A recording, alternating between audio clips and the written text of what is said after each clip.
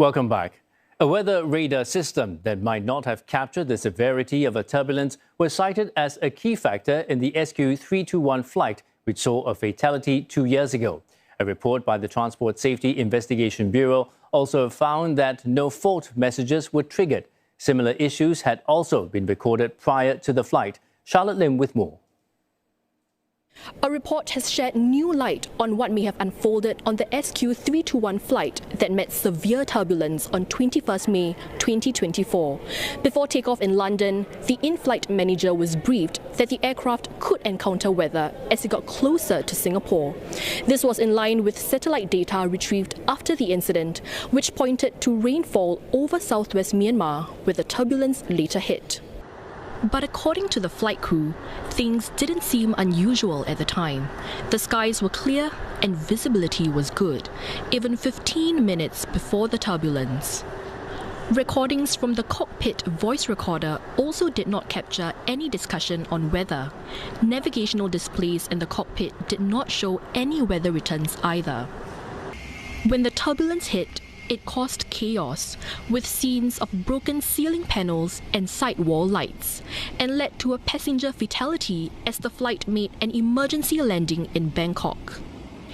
Days after the incident, another crew that flew the same aircraft back to Singapore noticed the two weather radar systems on board were not showing the same picture.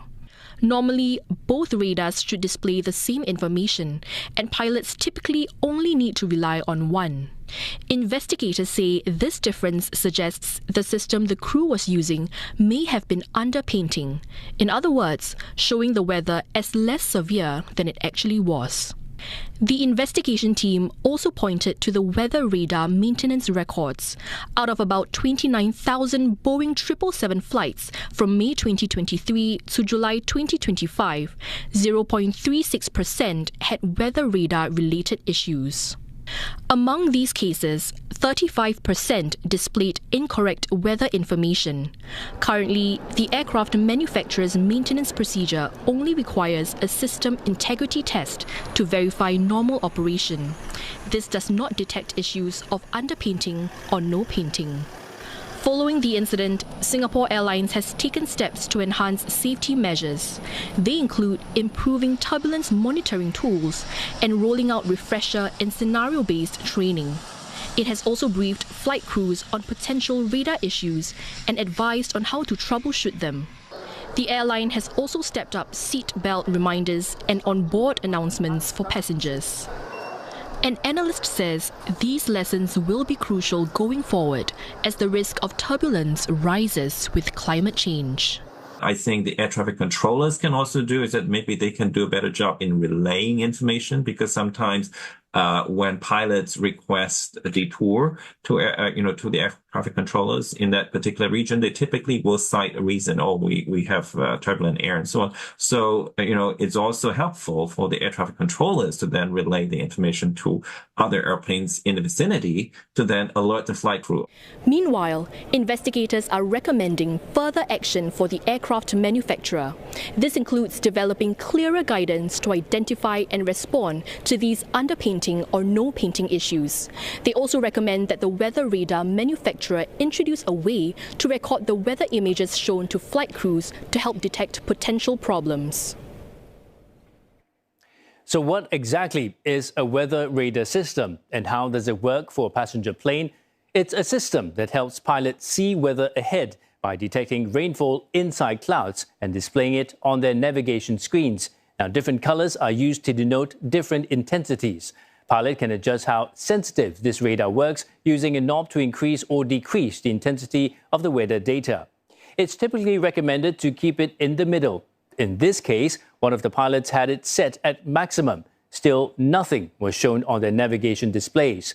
According to the manufacturers of the weather radar system, the unit was tested and found to be operating within acceptable limits. When there were anomalies, fault messages would appear to indicate as such. But this did not align with the investigation team's findings. Based on maintenance records, the lack of fault warnings and the crew's account, investigators say it remains entirely possible the weather radar failed to paint a full picture at the time. One analyst points out that the system does have inherent flaws. These are actually what we call a traditional aircraft radar. They are actually quite efficient. Unfortunately, is that they don't actually detect everything out there. Particularly in this case, SQ321 is actually turbulence.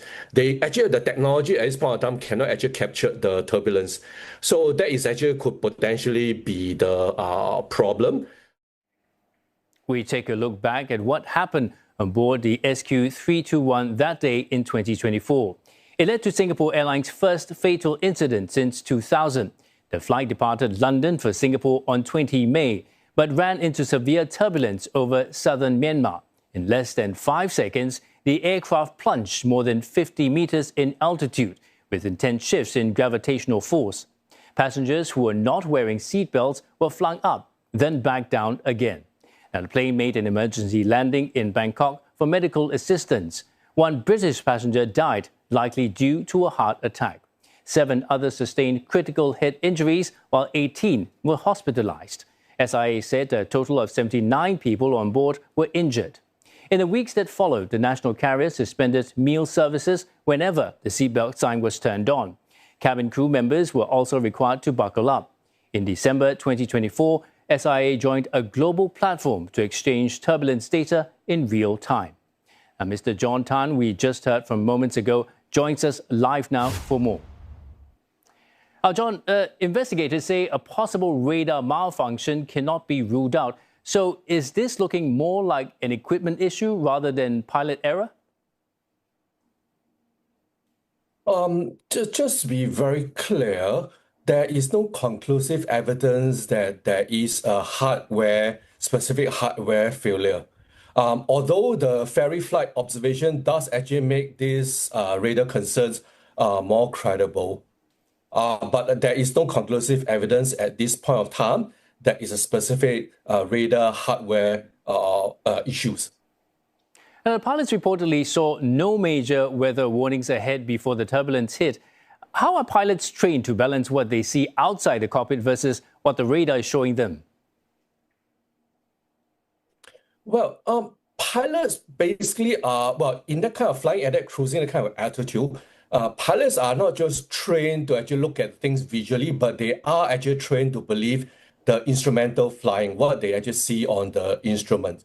So I think this is probably a situation whereby they do not actually have timely information for them to actually make a correct decisions. So that is actually the situation that they are actually facing. They don't have enough clear warning of what is actually the weather risk ahead. So this is different from saying the pilot is making a straightforward error, or one of the hardware components is definitely failed. John, the report mentions underpainting and no painting by the cockpit weather radar. What do those terms mean, and how serious can that be during a flight? Sure. So underpainting means that the radar is actually is still showing the weather, but it's weaker than what it really is. That as versus actually we talk about a no painting situation means that the radar does not even show any significant bad weather in front. So if this is a situation whereby if the radar understates the risk, the crew will actually lose warning time. Now, if radar malfunctions cannot be ruled out, does that mean that the pilots are effectively cleared of responsibilities, or are the pilots still expected to anticipate these kinds of weather risk?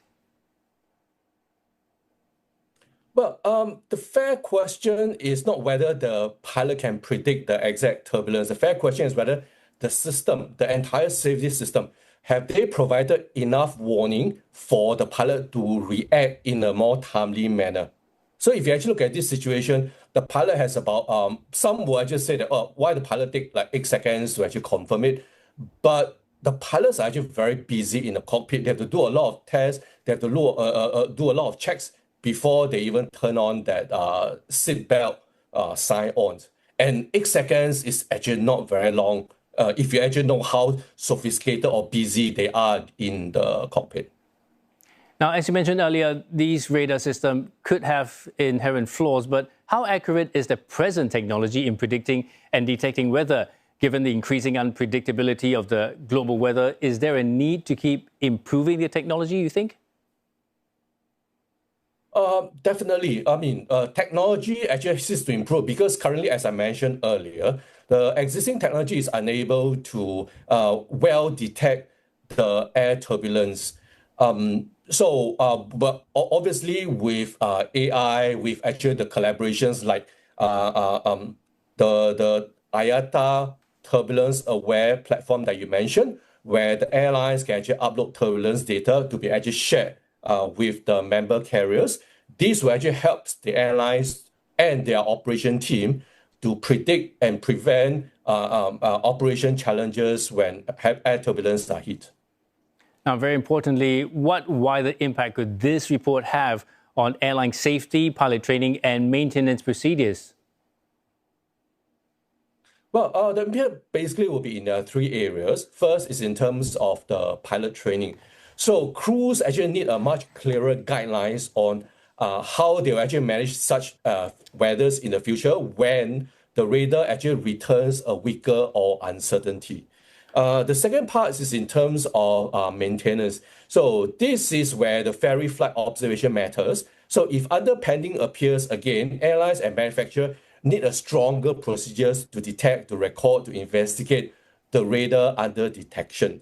While this issue may not happen very frequently, it may actually, it also will not actually show up exactly during the routine check. So there need to be a more ring tight in terms of the procedure. And finally, is actually in terms of the cabin safety. Airlines has to be more, I would say, strict or conservative with the seatbelt sign, the cabin services, and passenger reminders near storm activity. So the lesson I look at the whole thing is to strengthen the entire safety chain, and it's actually not to blame one person or one system. Many thanks for those insights. We've been speaking with Mr. John Tan Chin Han. He's the lead professional officer at SIT.